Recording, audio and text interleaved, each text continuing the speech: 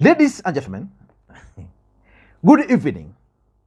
Tension is very high in Azimio One Kenya coalition. Raila Odinga and Stephen Kalonzo Musyoka are expected to issue separate major announcements this month. Stephen Kalonzo Musyoka is keen on running for the presidency of the Republic of Kenya in the year 2027. And according to Kalonzo Musyoka, nothing is going to stop him from running for the presidency. And this bid is actually premised on the support of Raila Odinga and those of Raila Odinga's core support base. On the other hand, Raila Odinga is also expected to make some announcement. And it's not clear whether Raila Odinga is going to announce his retirement from politics, whether he's going to endorse Kalonzo Musyoka, or whether Raila Odinga is still going to continue looking for the elusive presidency. So tension is very high. And Kalonzo Musyoka has already issued 3 demands to Raila Odinga. And if you ask me, I tend to think that the demands which Kalonzo Musyoka is issuing can actually backfire on him. So in this video, I want to give you the details of the 3 demands which Kalonzo Musyoka is giving Raila Odinga, and why personally I think issuing those demands can be counterproductive for Stephen Kalonzo Musyoka. Before we get into all those details, in case you are watching this channel for the first time, please take a second or 2, press that subscribe button now, so that next time we produce a video like this, YouTube will automatically notify you. And to the subscribers, I want to continue thanking you guys for your continued support, because without that support, this channel cannot be where it is now. Let us get back to the main issue and go straight to the 3 demands which Kalonzo Musyoka is issuing to Raila Odinga. The first demand Kalonzo is issuing to Raila Odinga is that Raila Odinga must hand over the Azimio leadership to Kalonzo. That's the first demand. The truth of the matter is that as we speak, Uhuru Kenyatta is the chairperson of Azimio.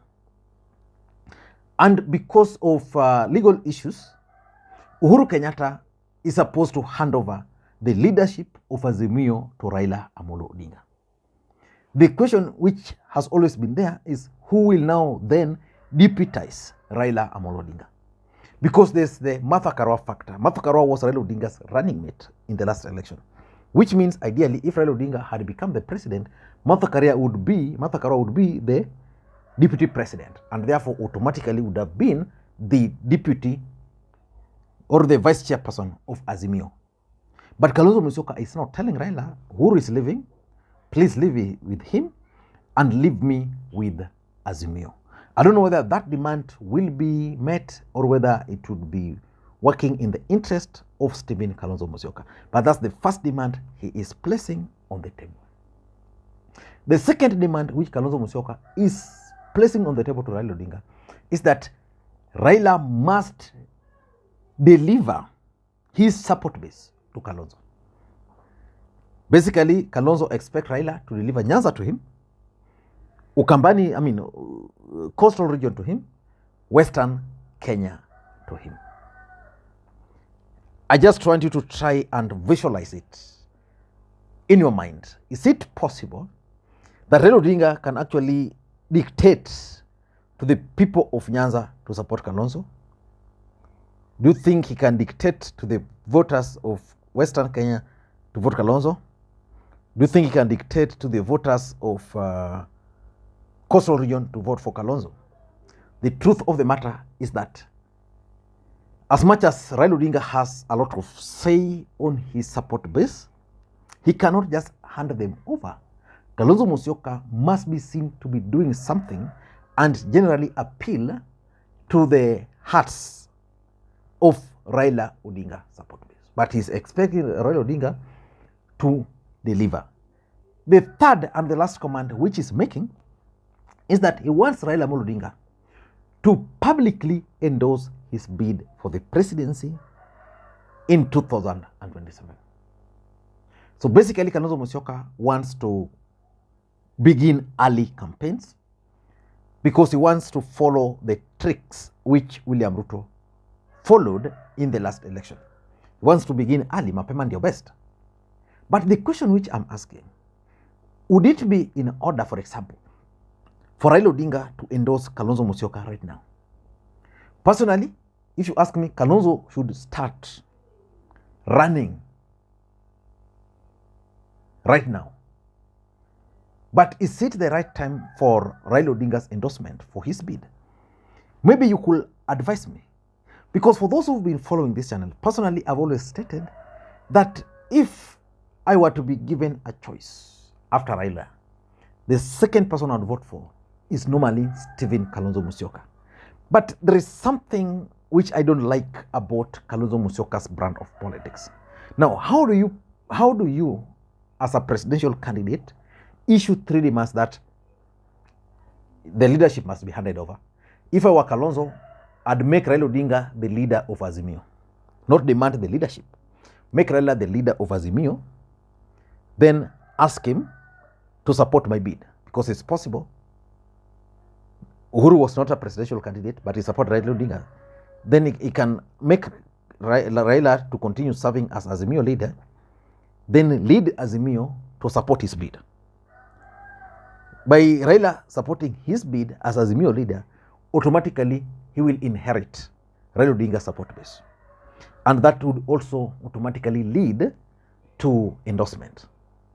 But I think the way Kalonzo Musyoka and his brigades are pushing for these demands, it could be, in my view, or it might be, in my view, counterproductive. Why am I saying so? Number one, it looks like now kind of a blackmail, that Kalonzo Musyoka is trying to blackmail Raila Amolo Odinga. Blackmail has never worked in politics. You saw how Ruto and Uhuru blackmailed each other. Uhuru was blackmailing Ruto, ended up with the rotten eggs on the face. So Kalonzo needs to appear to be persuasive. Instead of demanding Raila to deliver support base, he needs to be seen there. Kalonzo should be in Nyanza. The other day I said that I'm even willing to invite him to my local church in the village there. So that those people can see him uso kwa uso. Yeah, so that they don't just see Kalonzo Musyoka as someone who is demanding for Raila Odinga's support. So that Kalonzo is not coming out as someone who is trying to blackmail Raila Odinga. There's one thing about Raila Odinga supporters. When they view you as someone who is trying to blackmail Raila Odinga, then that marks the departure. That's why it's very difficult for people like Kidero to win the support of Raila Odinga's support base, because they're always seen to be trying to blackmail. So Kalonzo must develop a new strategy of persuasive politics. So that's number two. Power is also never given. Power is grabbed. And because power is grabbed, Kalonzo Musyoka must be seen to be working hard to grab that power. Remember, with Raila Odinga, his supporters and everything, he could not grab power from Ruto, even with the support of the system. And in the last election, people were questioning who has the potential, because this debate of Kalonzo, Mudavadi, and the rest becoming presidential candidates were there. And majority of Kenyans felt, or of Azimio supporters felt, that the only person who they were lethal to actually manage Ruto was Raila Odinga. But Ruto defeated him. So what about Kalonzo Musyoka? Does he have that we are lethal to really deal with the Ruto? Why is he asking Raila Odinga to deliver the support base? He should go and grab the support base. Why is he asking Raila Odinga to hand over Azimio? He can actually go and take over Azimio leadership by force. You know, why is he demanding for public endorsement? The truth is, with a good strategy, Kalonzo can force Raila Odinga to endorse him.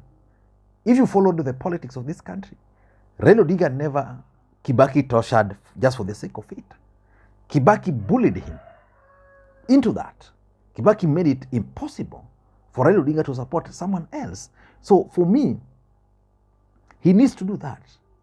And number 3, what about Raila Odinga's bid? Because the fact is, if Raila Odinga is not running, can the support base or supporters easily just go to Kalonzo Musyoka? Those are questions which Kalonzo must ask himself. And if Raila will be on the ballot, how do I then decampaign him in his support base? You know, Raila Odinga's bid is a factor which Kalonzo Musyoka will have to deal with. Instead of dealing with the issue of handing over the Azimio leadership, handing over. What if Raila will decide that I'm going to support Kalonzo for the presidency, but the leadership of Azimio is going to Oparanya, is going to go to Oparanya? What will he do? Nothing. And lastly, based on these demands, Kalonzo Musyoka is not building consensus.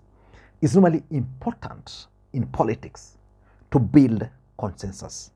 Consensus building is a process which should at any given time be seen to be done, especially by people like Kalonzo Musyoka, who really don't. Kalonzo has his support base.